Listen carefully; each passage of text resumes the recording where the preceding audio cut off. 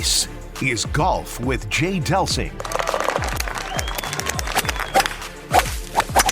A two-time All-American at UCLA. A participant in nearly 700 PGA Tour events. 7 professional wins to his credit. Over 30 years of professional golf experience. A member of the St. Louis Sports Hall of Fame. This is Golf with Jay Delsing. Golf with Jay Delsing, presented by Dottie Business Solutions. I'm Dan McLaughlin. That's Jay Delsing. Coming up on the show, really a treat. We've got 17-time LPGA Tour winner Dottie Pepper, 2 major championships, and now one of the best analysts on television with CBS. But first and foremost, Jay, is always great to see you. Danny, it's great to be with you. And Dottie Pepper is, you know, when I got a chance to compete with her a little bit in the old JCPenney mixed team, which I can't wait to talk to her about. We have a weird little story that I wonder if she'll remember. I have a feeling she will. I just love the way she competes and competed, and I love what she brings to the broadcast now. It's not a completely different point of view, but it's a different point of view, and I think she's really well-spoken, and I like the way she broadcasts. Well-spoken, well-respected, too, and that's something so important. I don't care what walk of life you're in, what analyst you are, and what sport, but if you have respect, it comes across to the viewer. No, absolutely. It does. And I mean, you know, Danny, she's respectful, but she also calls a spade a spade. That doesn't piss a player off. They know when they've hit a bad shot. She doesn't berate them, but she'll also go, that wasn't very good. Right. Yeah. Right. And so, I mean, what the hell? And I think it's great to have her on the show, and just coming off the heels of this U.S. Open, Danny, was awesome. The LPGA has got a future star in their hands with Rose Zhang. And so, yeah, lots of fun stuff to talk about. On the Range is presented by the Gateway section of the PGA, also Family Golf and Learning Center, which is located in Kirkwood. What do you see, and I want to ask Dottie about this, but from your perspective, what are the biggest differences in the game from the men's side to the women's side? What do you see? Well, unmistakably is the power. I mean, the male body and the things that the male body can do is just different than the female body. But what's really strikes me, and I'll never forget this, I was standing with Greg Norman and Brad Faxon and Scott McCarron, and we were watching our first U.S. Open at Lancaster Country Club in Pennsylvania, and we were watching these. There wasn't one woman, Danny, that was over swinging. You know, they just stayed so disciplined, and I'm like, man, I can't wait to hit balls. And so Scott McCarron and I did all of our work on the golf course, and we went out and played and hit some balls, and it took me like 7 swings. I'm like, nope, can't do it. I got to give me this. I got to hit it hard. You know, it's just, I don't know what it is. It's just a different mentality. We've said this before, and I'll say it again. I really believe the average golf fan, the majority of all golf fans, I should say, can learn more by watching the LPGA. It's just more relatable. The speed, the body's not moving quite as fast, and it just is more relatable. We're going to get into that, I'm sure, with Dottie Pepper. So you're talking about being more technically sound. So from your perspective, obviously a well-trained eye, nearly 30 years on the PGA Tour.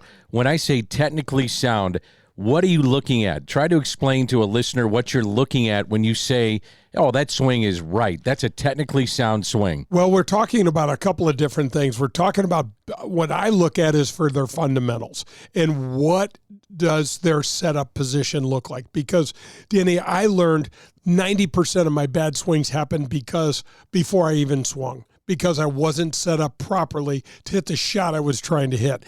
And when I watch these girls, especially the Koreans, the South Koreans, they are so superior in their attention to detail when it comes to some of their setups, and then are they on plane? They're almost always on plane. Their body positions are just correct, you know, and it sets them up to hit better shots and more frequently. Cromwell, Connecticut has the Travelers Championship, TPC, River Highlands, and that'll finish up today. But I want to go back to a week ago, the U.S. Open. Ricky Fowler, 3 nights he's sleeping with the lead, Jaybird, and couldn't quite finish it up. Yeah, you know, you felt for him. It looked like, Danny, from the get-go, he just was out of sorts. He wasn't the same player. And there's just a weirdness about about golf. When you have a ton of adrenaline that runs through your body, your 9-iron goes farther, your driver, everything goes farther, your putters, it comes off softer. And you saw Ricky leave a lot of putts short, hit a lot of weak-looking putts. And I can relate to that because for whatever reason, the putts come off soft, and you almost have to remind yourself, stay aggressive, man. Stay aggressive. And I will say, Wyndham Clark did a phenomenal job of staying aggressive. And as his mom would say, play big and get into that, be that cocky golfer. Did you see a difference in Ricky's swing? He's been working with Butch Harmon. It's now been, a year plus, almost 2 years. Did you see a difference in the swing? Yeah, I don't think it's a glaring difference, but I think there's just a reliability that Ricky has in trusting Butch. Here's one thing that I'll tell you about Butch Harmon that you can't say about any other teacher. Tell me a player that Butch Harmon's ruined. No kidding. And I mean, he's worked with some of the biggest names, including Eldrick. Absolutely. And look at him. And I mean, look at the success. And it's almost down the line, Danny. He had great success with Phil. He had great success with Tiger, DJ, Ricky. So why do these guys change, though? If you're having great success with a swing coach, why do all of a sudden they jump from player to player? I just don't understand that. Danny, it's just this. They want to get better. They feel like they're stuck. They feel like the message is that's an old message, and they're not getting it. Sometimes it's the swing coach doing it to the player. Sometimes it is, but I don't. But sometimes we just get. You can just a relationship can just run dry. Yeah. It can just run out. And hats off to Ricky for going back to Butch, because I got to tell you, if Tiger would have gone back to Butch, which would have never happened, but if Tiger would have gone to Butch instead of Hank Haney, Tiger would have won twice as much. I promise you. And this is no disrespect to Hank. Butch is the man. LA Country Club was fabulous. Seeing it on television, you've played it a ton. Having been a 2-time All-American at UCLA, got a chance to play that a bunch. So on television, it looked magnificent. What didn't, though, and you and I talked about this, the crowds. The crowds looked to be down, or at least the tickets weren't issued. I was talking to you and texting you while it was going on, and I was – and let me say this, first of all, though. How cool was it to be on Father's Day evening? You could have dinner and then go back and watch the last 6 holes. I just thought that was spectacular. I love that. But to your point, not enough golf fans. Not enough of the average fan. It looked too corporate to me. It looked like, from the stuff that I've read, and, we're in the weeds on all this stuff, Danny, it looked like a lot of the ticket volume was controlled by the members of LA Country Club, and they wanted it to stay low, and they did. And that sucks to me. I want some kid and his dad out there. Absolutely. From Watts or from wherever, and it doesn't have to be some country club kid to get out there and get introduced to the game and say, Dad, this is pretty cool. Let's try to do this. We talked about the Ascension Charity Classic on television. It looked to have better crowds than what the U.S. Open looked like. And that, to me, well, first of all, it's a testament to the Ascension Charity Classic, getting the fans that they do out there. But that was an indictment on the USGA and not divvying up these tickets properly. It should have been bigger crowds, more active crowds on the scene, on the premises. No question. I mean, we had way more fans than 22,000 and are held almost every day at the Ascension Charity Classic for the last 2 years. I mean, St. Louis turned out and delivered. I mean, it was amazing. What happened here, in my opinion, is that the USGA went really corporate on this thing, Danny, and they got plenty of money, and so they hit some of the goals that they were trying to hit through the corporate dollar, but then the average golfer is left out. No room, can't afford. It just looked weak to me. Dottie Pepper is calling in for us, and she'll be a part of the show, Golf with Jay Delsing, presented by Daugherty Business Solutions. So, because she's calling in, that means we got to go to a break. But first, it's our tip of the cap, and our theme with this one is about women in the game of golf. Yeah, absolutely. And we're thanking Colin Burton, the Dean Team Volkswagen of Kirkwood, 314-966-0303.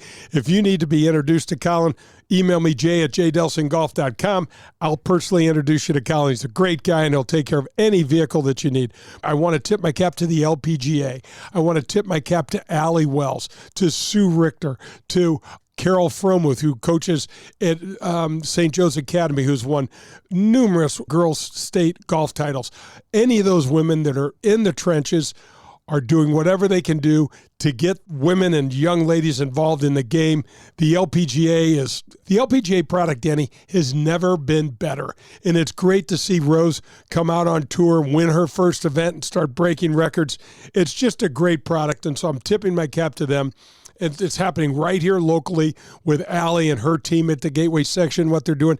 Adam Betts has got several LPGA instructors down at Family Golf and Learning Center taking care of, sometimes you'd rather take from a female, listen to a female voice and a male voice, or vice versa.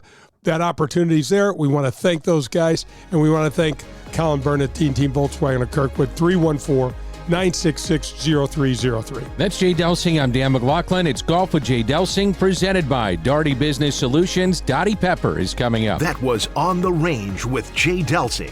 For news on the latest golf equipment, tips, and to ask Jay a question, log on to jdelsinggolf.com. Coming up, it's the Front Nine on Golf with Jay Delsing. Dottie Business Solutions, the title sponsor of the Golf with Jay Delsing show, is a leader in our community in so many areas. Do they have over 2,500 teammates in over 30 states and 3 countries? Yes, they do. Are they the largest IT consulting firm in our area? Yes, they are. Are they the largest software developer in the St. Louis region? Of course they are. But here are a few other important things to know about Dottie Business Solutions. They are the presenting sponsor of the Ascension Charity Classic. They are the presenting sponsor, and we're the first presenting sponsor of the Advocate Professional Golfers event at Glen Echo that will be held there this year as well. They are also the founders of Access Point. This is a community game changer. It builds diversity in the IT workforce. Hundreds of mostly African-American women are getting $50,000 to $60,000 a year jobs right out of high school. That's right out of high school. Ron Darty, company founder, chaired the 2023 Heart Ball this year. It supported the local American Heart Association chapters and raised over $600,000 in one evening. These are more examples of the many things that Dottie Business Solutions does in our community. The Legends of Golf return to St. Louis in 2023. You won't want to miss one of the strongest fields in golf. Ernie Els, Steve Stricker, Bernard Longer, John Daly, and many more when they compete for the 2023 Ascension Charity Classic title, September 5th through the 10th at historic Norwood Hills Country Club. All proceeds benefit area charities. Together, we were able to donate over $1 million to those most in need last year. Visit AscensionCharityClassic.com. The official vehicle provider of the Golf with Jay Delsing show is the Dean Team. The Dean Team Volkswagen of Kirkwood. They provide me, Pearlie, and our families with all of our cars. The reason we went with the Dean Team is because we could trust them. We knew at the Dean Team they were going to take care of us, and they have. They made the entire car buying experience so simple. It was more than just simply selling us a vehicle. The Dean Team made our car buying experience seamless and enjoyable throughout that entire process. The Dean Team has the complete car buying steps done before you head into their showroom. They're ready to answer all your questions and set your mind at ease when buying a vehicle. At the Dean Team, they offer new, pre-owned, and all the services included with your Dean Team purchase. When you're with the Dean Team, they become lifelong friends. The Dean Team Volkswagen of Kirkwood, located at Manchester Road in Kirkwood. The Dean Team. This is Dan McLaughlin, inviting you to the 21st Annual Dan McLaughlin Golf Tournament to benefit the Special Education Foundation. This tournament has raised over $5 million, and 100% of the money raised has gone to children with special needs in our community. To sponsor, volunteer, or to play in the event on October 9th at Norwood Hills Country Club, please visit sef-stl.org. I'll see you on October 9th at Norwood Hills Country Club.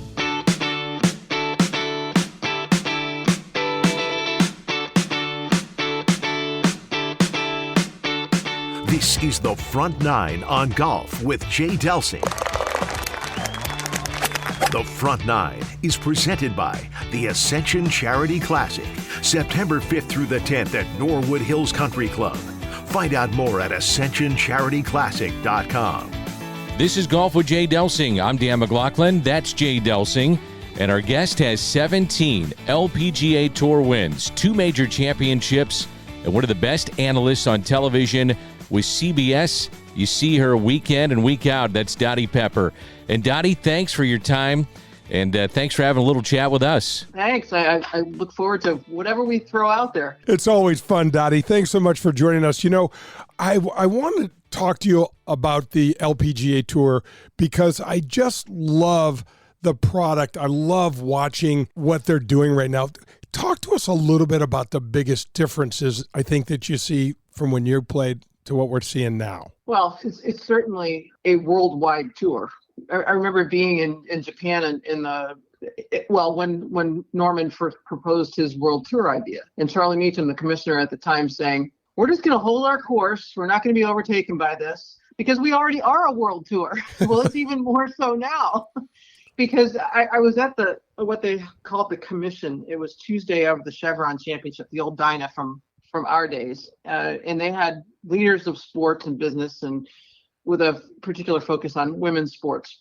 And the LPGA had put together it was a global, so you got a real look at the LPGA schedule, and it was absolutely dizzying because of all the time they spend in the Far East, and now spending even more time in Europe than we did before. So if you want frequent flyer miles, just hit up an LPGA player because they probably don't want them themselves for other than maybe a vacation, or is that a staycation?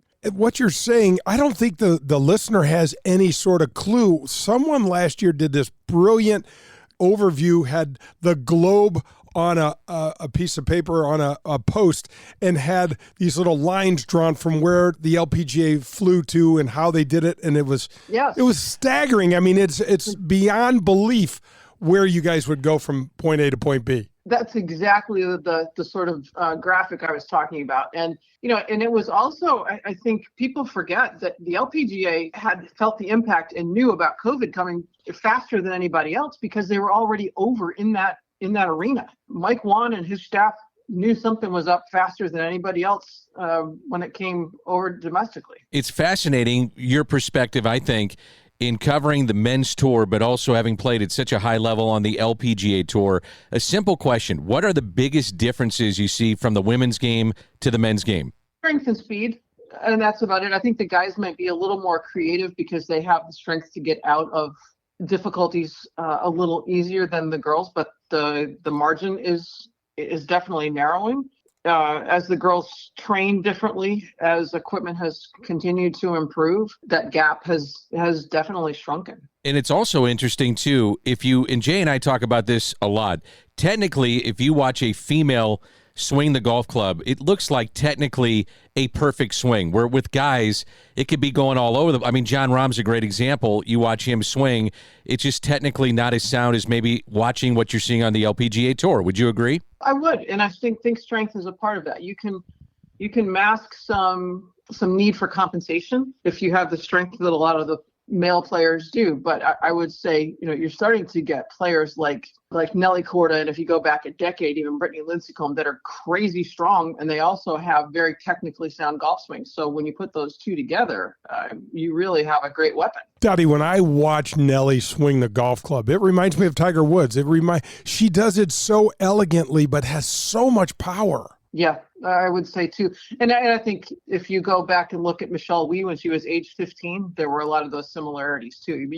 You could compare her shoulder turn at age 15 to what Ernie Els had, what Tiger had, the extension, the power, the explosiveness, all of that. But watching Nelly swing a golf club is, people pay attention because you can learn a lot just by watching. I think it's great perspective that you could have on this too. You grew up, and correct me if I'm wrong, but your dad was a Major League Baseball player. And then you mentioned Michelle Wie, who seemed to be programmed at such a young age, and all these kids seem to be programmed to play just one sport.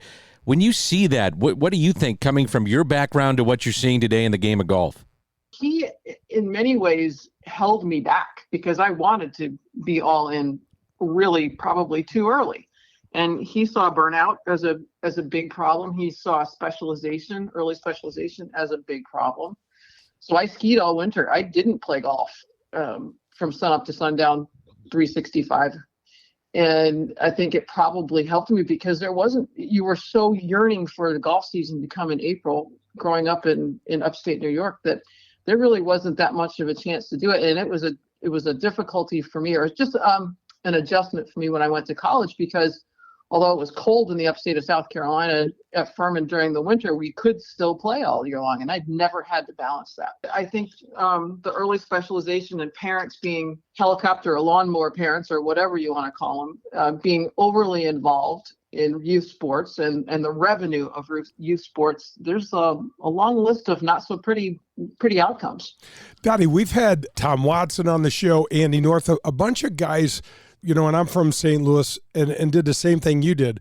When the leaves changed, we played basketball. When we played football, right. Andy North and Tom Watson were both talking about how it just kind of made them hardier. It made them, like you said, man, when is it going to get warm enough to play golf? Because around Christmas time, I didn't even know where my clubs were. Yeah, same thing. The most I ever did during the winter was hit pitch shots into a sheet that my dad rigged up in the basement. That was it. And the ceiling was too low to take a full swing, so I just hit pitch shots. That's awesome. I lived in the basement, Dottie, and I'm 6'5" now. I don't think I could have even walked down there. It's like a dungeon, but my brother and I lived down there. I don't know how the hell we did it. That's incredible. So what were some of the other things, and Jay mentioned Andy North, Tom Watson, Curtis Strange was another one we had, and they all have said if we could do it differently, we'd finish our round, and instead of going to pound balls, we'd go around the green. We'd putt. We would work on our short game 90% of the time after our round was finished. Where do you see, first of all, where do you stand on that, and what do you see now on the PGA Tour with guys maybe potentially doing that? I think it's where the bills are paid. Yeah. What turns a round of 73 into 70, and we all have those days. You can't oversell the value of a good, solid short game with some creativity. And yeah, so now a lot of the guys, you'll see them go to the range for just a tiny bit. They're spending more time, the great players, on their short game.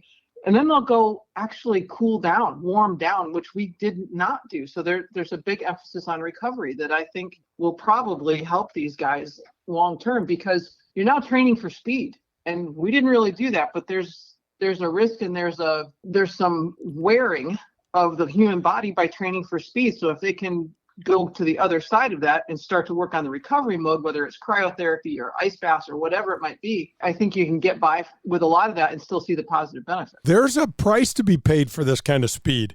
People don't realize, every single iron shot we hit, we're taking a piece of turf out of here. I can tell you, my body's a disaster at 62. Yeah, and these guys with their ice baths and the cryo, I mean, it's all this Tiger Woods effect, isn't it? So much money at stake. It is. And I think if you go prior to Tiger, people used to laugh at Norman because he would work out before a round. That was never heard of.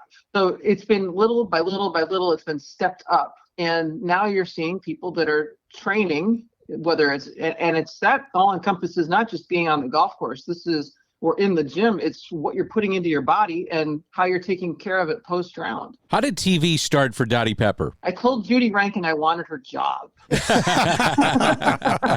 Oh God, what a sweetheart she is! And how good! Oh man, the best.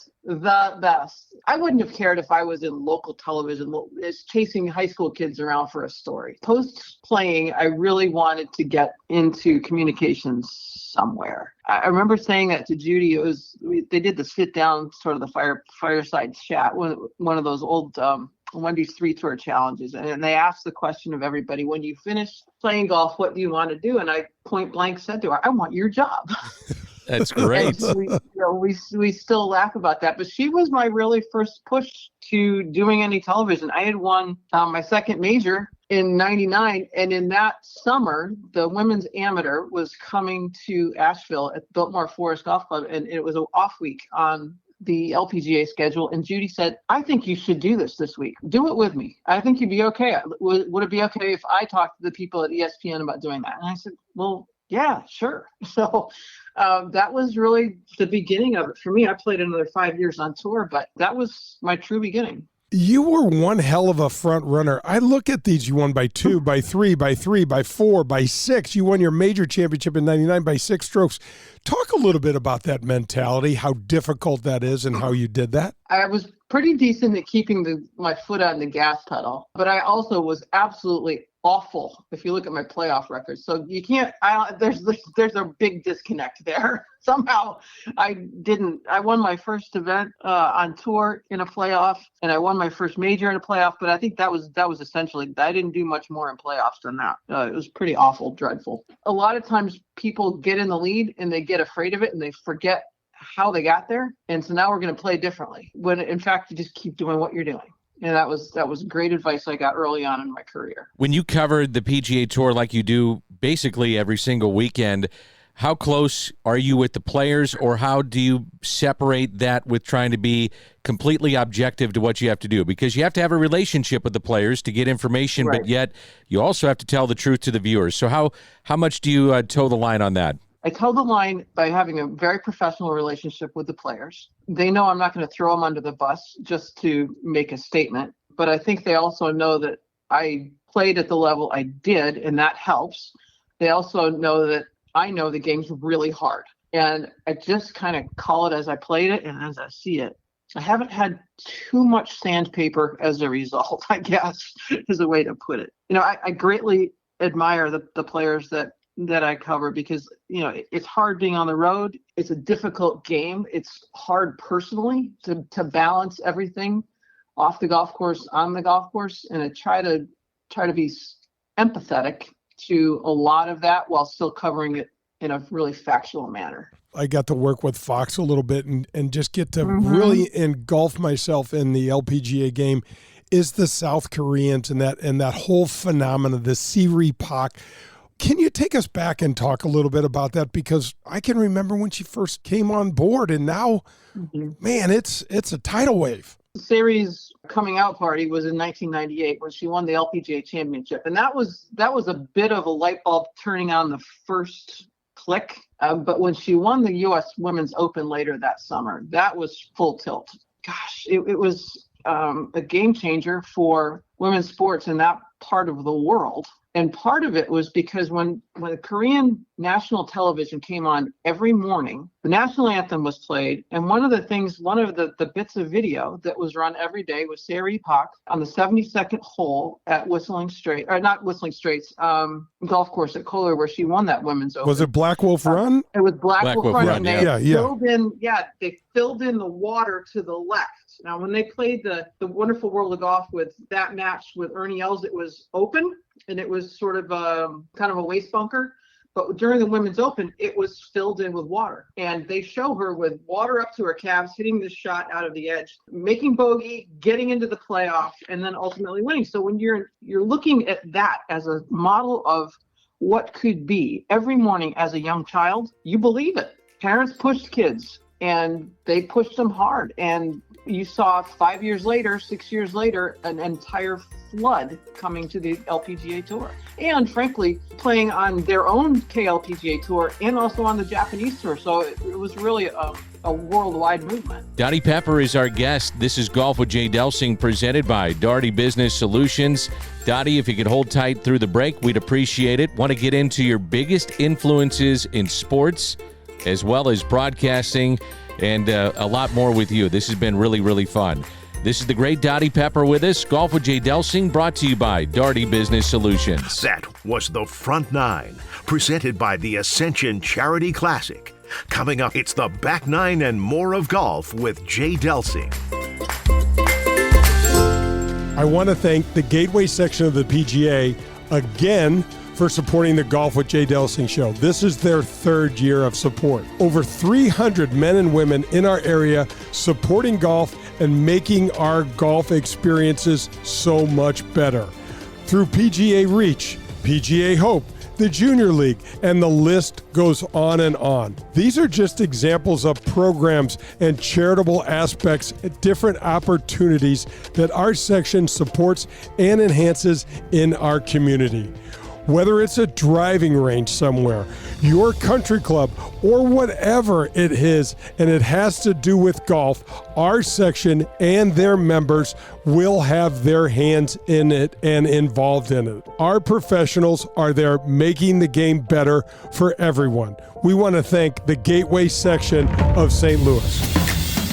Family Golf and Learning Center. No matter your age or skill level, Family Golf and Learning Center, located in Kirkwood, has something for you. They've got it all: PGA and LPGA instruction, double-decker driving range, par 3 golf course, TrackMan simulators, a large short game green designed to help you with all your shots around the green, bunkers, rough, and Zoysia fairway pitching. And now open, the Tahoma Bermuda Grass Tees, the best turf to hit from in St. Louis. It's all at Family Golf and Learning Center. To schedule a lesson or to find out more, visit FamilyGolfOnline.com. That's FamilyGolfOnline.com. Family Golf and Learning Center. We make St. Louis better at golf. This is Jay Delsing. Did you know that Marcone is the largest authorized appliance parts distributor in the world? That's right, the largest in the world. Did you know that Marcone is based right here in our backyard of St. Louis, Missouri? Well, that's pretty impressive. What's more impressive is the way that they give back to the St. Louis community and our region. CEO Jim Sowers has donated service dogs to the wounded servicemen and women of our armed forces. Suites at St. Louis Blues games have been donated and auctioned off, in which all proceeds were given to the backstoppers. Then there was the Marcone Police and Firefighters viewing deck at the Ascension Charity Classic this past year. It was a huge success, so much so that it's being implemented on other tour stops around on the PGA Tour. To Jim Sowers and his incredible team at Marcone, we want to say thank you. Thank you, Marcone, a proud sponsor of the Golf with Jay Delsing show. For the best in Italian cuisine in St. Louis, look no further than Paul Manno's, located in Chesterfield. It's traditional Italian cooking, and their best ingredient, it's their tradition. It's cooking like Paul's grandmother used to make, and like his mother still prepares today. There are no corners cut at Paul Manno's. From greeting you at the door to the pasta you'll share with your family, Paul Manno's is committed to bringing you their very best anytime you share a meal at their place. It's Paul Manno's, located in Chesterfield.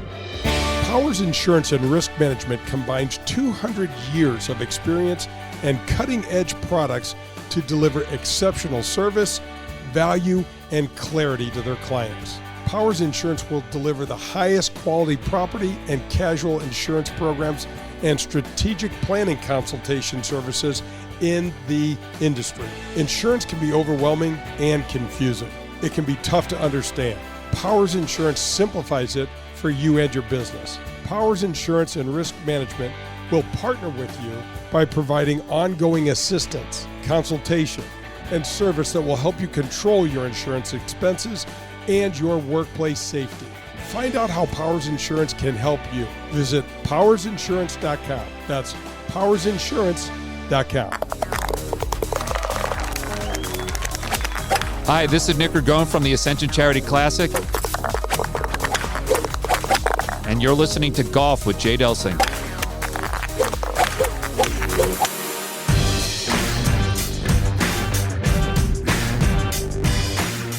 This is the Back Nine on Golf with Jay Delsing. The Back Nine is presented by Pro-Am Golf, located in Brentwood. See what Pro-Am Golf can do for you. Dottie Pepper is our guest. This is Golf with Jay Delsing, presented by Dottie Business Solutions. And Dottie, thanks for holding through the break. And again, your resume speaks for itself. 17 LPGA Tour wins, 2 major championships, and now working as an analyst on television with CBS. So you're a great athlete. We talked about your dad being a professional baseball player. That's some of your background. You're very influential for women in sports. How about your biggest influences in sports? Who were they? My heroes as a kid playing were Seve on the men's side, Nancy Lopez on the women's side. I got a chance to play with people that were icons. It's just the time that I came up. So my first major as an LPGA member, the Nabisco, the Dyna. And I was paired with Louise Suggs. Oh, my gosh. Right? I mean, that's crazy. That is insane. Marilyn Smith was around all the time. Kathy Whitworth was still playing on a regular basis when I was a rookie and a second-year player. In 1990, she was my first Solheim Cup captain. So these are all those touches on greatness that I was so fortunate to be around. Even if they weren't playing for a lot of the years that I did, they were still around. And you couldn't help but just be in awe of what they did. So let's advance the story. Now you're in broadcasting and you're working with Jim Nance and Vern Lundquist and guys that are really legends of being behind the mic. So who are your influences and who's really helped you along on the broadcast side too? Certainly Judy. Mike Tirico was hugely helpful early on and remains a very, very good friend and confidant about not only just personally, we used to be roommates at the Masters, but just the way he prepares for shows and how he critiques his shows. Vern Lundquist has become a dear, dear friend, and the way Vern in particular uses his voice as an instrument. He can say not a whole lot, and you know exactly that this moment is really important. Those three are hugely important. But I think back into production too. I mean, Tommy Roy gave me my first real big chance at NBC, and one of his biggest things was that microphone doesn't know if you're male or female, and I want you to talk about the game the way you played it. Okay, I think I can do that. It's not easy doing what you're doing when you're walking around. There's a whole timing you have to get in and out. It's hard to learn. And Curtis was talking just a couple weeks ago with us, talking about how powerful silence is. No question. It lets the drama of the moment build. It's even more valuable, I think, now because the pictures are so good. The quality of the stuff that those camera operators churn out, whether it's on the jib, whether it's on just a regular handheld, whether it's on, from a drone, just let it breathe. And there's a common denominator with Curtis because we both worked for Mike McQuaid at ESPN. Mike's big thing was, unless you have something that greatly adds to the story, don't bother. Good way to avoid the drivel of a long show that doesn't necessarily need to be filled with words all the time. I loved what you said about it doesn't matter, male or female behind the mic. I am the father of 4, 2 of which are daughters. Jay has got 4 daughters. So we pray for me, Dottie. Yeah, pray for both of us. I was going to send you a sympathy call. Thank you very much. We need it. So the point would be, though, you're covering a male-dominated sport, at least on your side of it, because you're on the PGA Tour covering this. Did you have any obstacles to get over in doing that, or was it pretty smooth sailing once you got in because they knew you were an upper echelon player when you played? When I started in 2005 at USA with Thursday, Friday coverage of the PGA Tour, you just didn't even bother start looking at bunkers until 265, 275, cover bunkers. And that was, even if that was into the wind, it was probably more like that. The other bit of advice I was given was by Roger Maltby, and he was talking about covering Tiger. And he said, just be aware that you never say he doesn't have a shot. So you can't go Rossi on Tiger because he'll make you look like a fool faster than anybody else who's ever played the game. And how many times have we been tempted to say, oh, he's got no shot.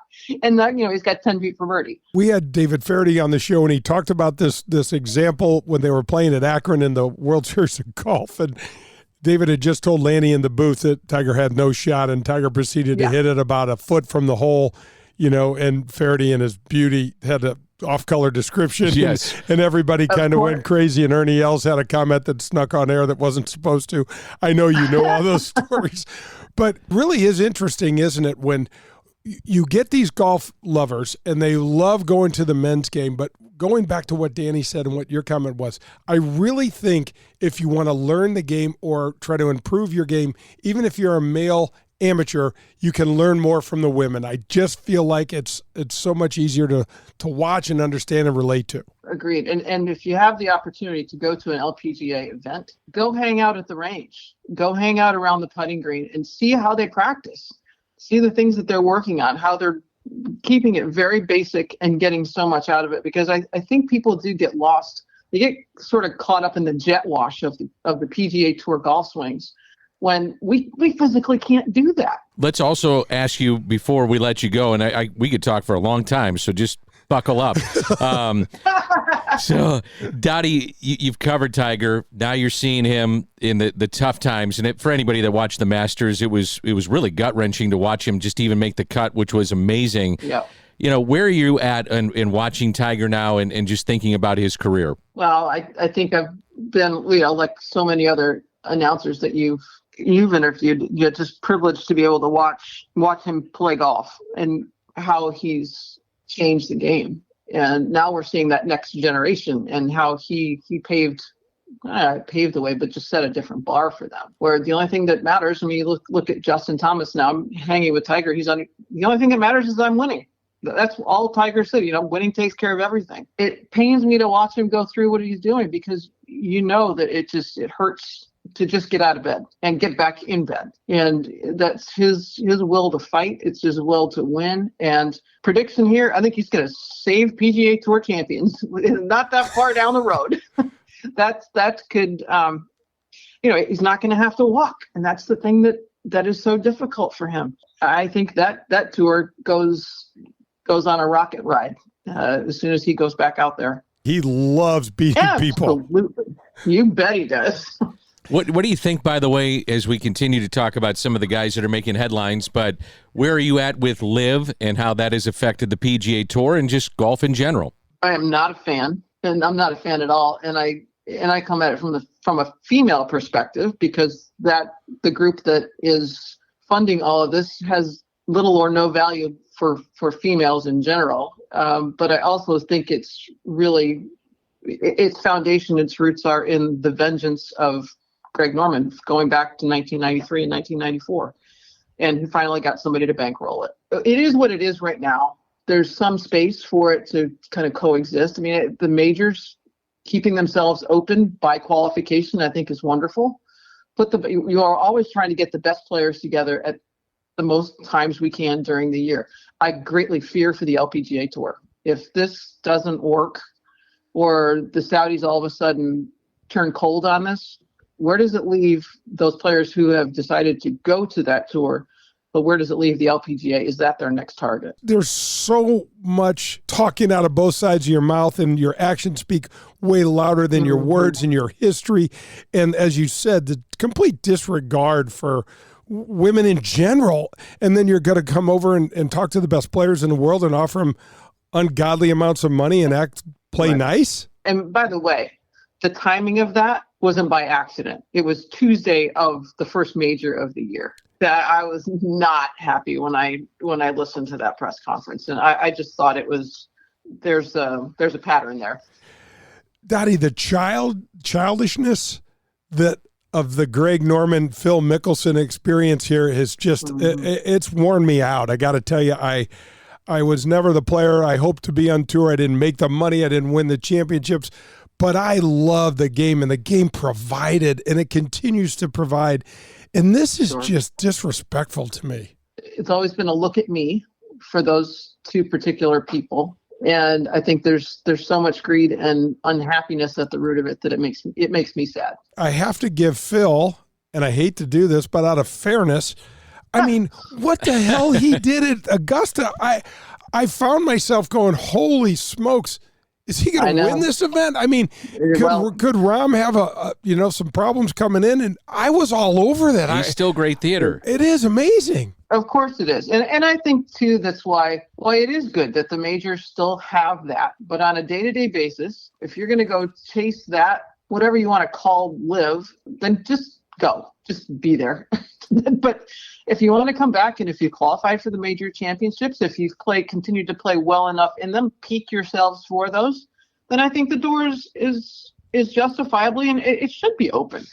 Hey, Dottie, I'm going to try to end this on a really bright note, okay? I think it was you that was getting crowd surfed with Bill Murray at Pebble Beach. Am I right about that? Did he throw you up and everybody started, doing a little crowd surfing with you? He did. It was actually 2016. It was my first AT&T Pebble Beach with CBS. And completely caught off guard. There was zero planning to it. And when I came in, the whole production trailer was aghast at what happened, and all Steve Milton, our director, kept saying that was running through his head, this could end very poorly. This could end very poorly. Now, what was running through your head, though? That's the most important. Please don't drop me. How fast can I get to my chiropractor? Exactly. Oh, my God. That's awesome. That was wild. It was absolutely, I was like, what's happening?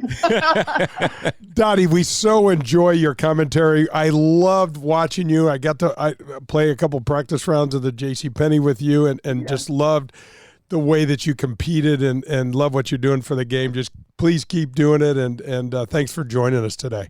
Well, I'm going to close with one Jay Delsing story. This shouldn't terrify you at all, but you did terrify me. Back during that JCPenney, we were staying off-site in another hotel on, Route 19, I think, that goes up through Tarpon Springs. Oh, yeah. And I was out late walking my dog, and you were running. You had come in from a run, and you came around the corner, and I screamed, and you screamed. Dottie, I used to do that just to blow some steam off, right? Just to try to, but yeah, I would pick odd times to do that. I do remember that story. It freaked us both out. Hey, Dottie, thank you so much, and I truly enjoy your work on CBS. It's amazing. You've had an amazing career as a player, obviously, and this has been a lot of fun. Thanks for doing this. Thanks so much. That's the great Dottie Pepper. And Dottie, again, thank you so much for being with us. This is Golf with Jay Delsing, presented by Daugherty Business Solutions. And when we come back, it's the 19th hole. This has been the Back Nine, presented by Pro-Am Golf. We'll make the turn into the clubhouse and head into the 19th hole. That's next on Golf with Jay Delsing. Delsing here, and since 1975, Tom DeGrand and his children have founded and run the top golf store in all of St. Louis. It's located on South Brentwood. The DeGrands and Pro-Am Golf Centers have been helping all of St. Louis play better golf through better equipment, lessons on the indoor simulators, and by getting you fitted using the state-of-the-art technology. Call 314-647-8054 and set up your personal fitting with CJ.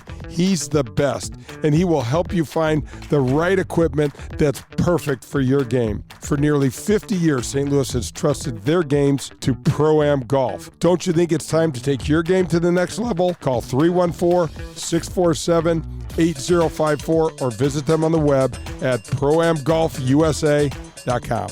It's Pro-Am Golf.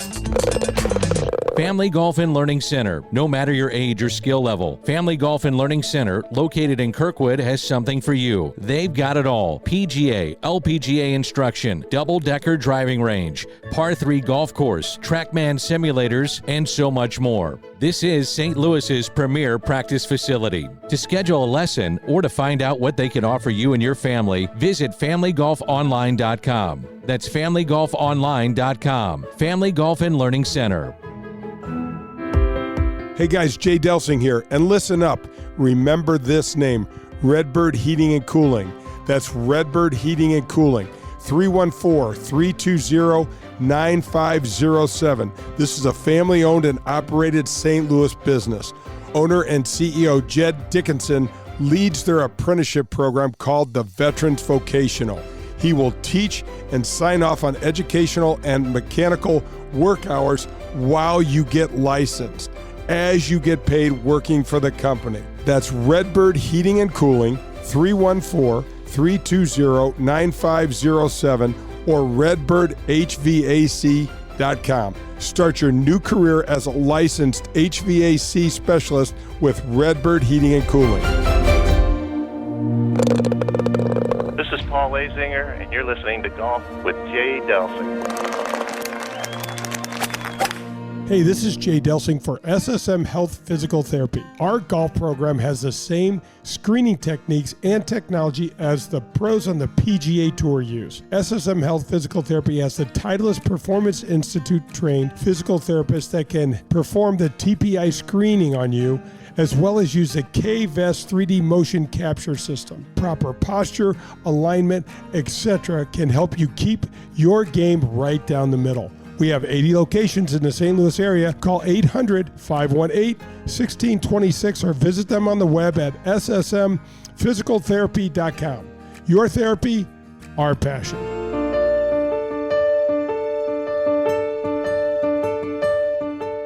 This is Golf with Jay Delsing, and let's head to the 19th hole. Golf with Jay Delsing rolls on, presented by Dottie Business Solutions. Jay Delsing, Dan McLaughlin. This is the 19th hole. Boy, that was great to visit with Dottie Pepper. More on that in a moment, because a lot of fans have been waiting for you, Jay, to give away some golf balls. Just send me an email, jay@jdelsinggolf.com. Put the word balls in the subject matter somewhere. I probably get 5 to 10 of these a week, but we're still pumping them out there at the end of the month. We got 4 names. We'll draw them out of the hat, and you'll get a dozen balls coming your way. TP5s?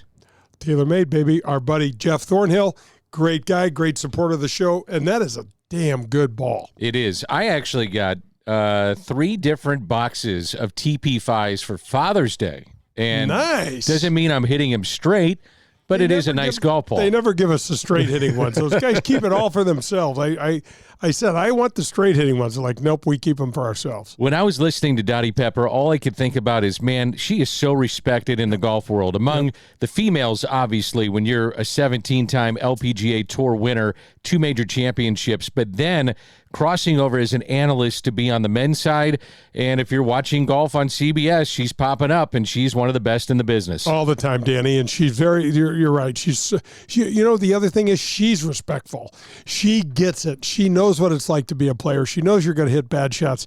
She doesn't mince words, but she also doesn't throw you completely under the bus either. And as a player, they all appreciate that. And, Danny, I didn't want to bring this up, but she was so close to getting into the Hall of Fame just past go around, and she's really, really deserving, in my opinion. Anybody that wins multiple major championships is, in my opinion, ought to be almost just straight into the World Golf Hall of Fame. I thought it was fascinating, her look at LIV and what's happening with the PGA Tour and all the big news that's going on. And she said, quote, little or no value for females. And she said, you could tell in her tone of voice, she's not a fan of LIV. I know you're not a fan of LIV. So it really was a statement that stuck out to me. Oh, absolutely. And I mean, I think that answer was kind of lying in the weeds for her. She's waiting for us, and it's hard to, you can't really ignore it, Danny. It's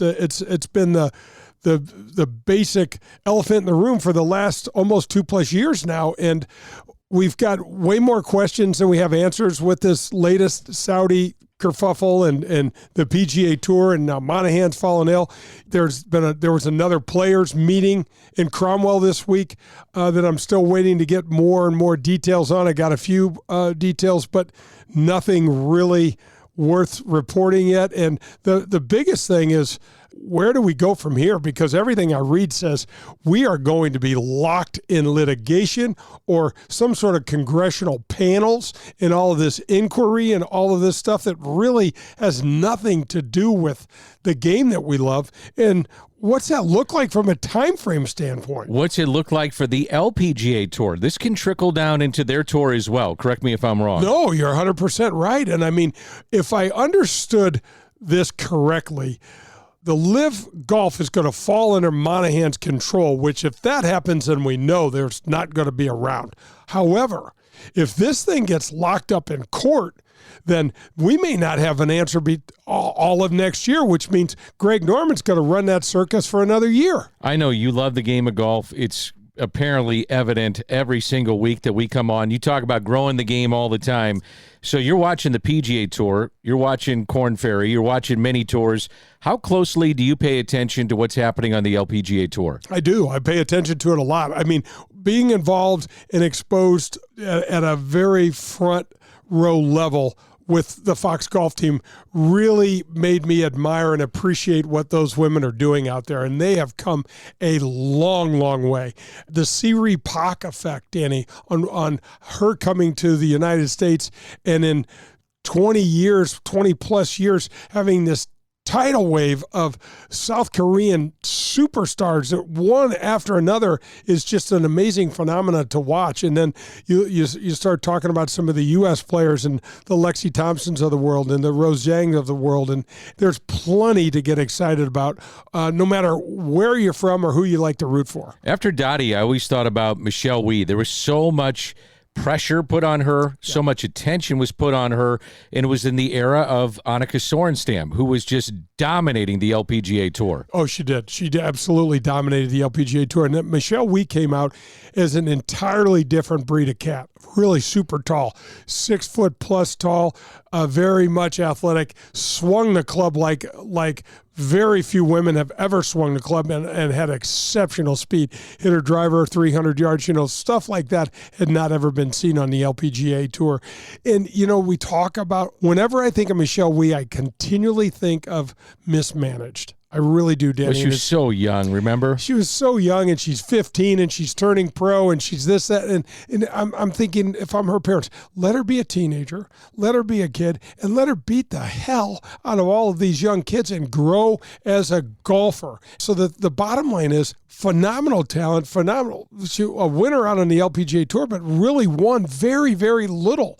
Now she plays hardly at all. She does some commentating, and she's getting on with her life and doing some cool investing and things like that for women. But, man, I just think of, gosh, just let her do her thing. Danny, when we were at the U.S. Opens, I would watch her almost explicitly. And her mom and her dad were with her every step of the way, every single shot, charting every shot in the practice rounds. Both of them had Bushnells and lasers and figuring all this stuff out. And I thought, oh, my gosh, I loved my parents. I don't want them out on the golf course with me. I wanted to be able to do my own thing. Well, it leads me to this, and we're almost done, but you and Dottie Pepper both had parents, or at least a father, that played Major League Baseball. And it goes to kind of a tip here, or what you preach many times to parents that have kids that are involved in the game of golf, which is, it's great to be involved in the game of golf and get them to the next level if you can.